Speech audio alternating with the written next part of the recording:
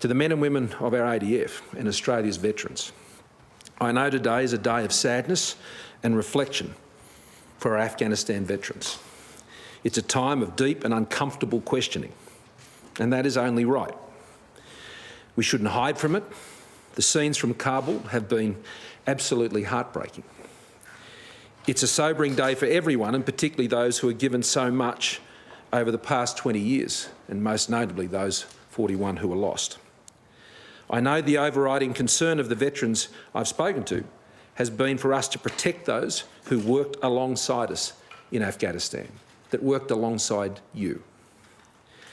1,800 have already been brought to Australia, 430 just since April of this year, and more will come.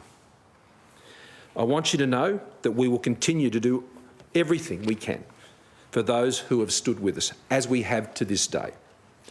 But I want to talk openly to veterans that despite our best efforts, I know that support won't reach all that it should. On the ground, events have overtaken many efforts. We wish it were different. Today, we remember that tens of thousands of Australians and their families made extraordinary sacrifices for our mission in Afghanistan. Those who went didn't get to decide where they went or the cause that they're asked to serve. They went because they'd signed on to serve their country. They'd signed on to be the professionals, soldiers, passionate about their country, to serve under their flag and in the name of Australia. Sacrifices that will always be honoured and always remembered. It was a mission that was about stopping a murderous ideology being exported around the world.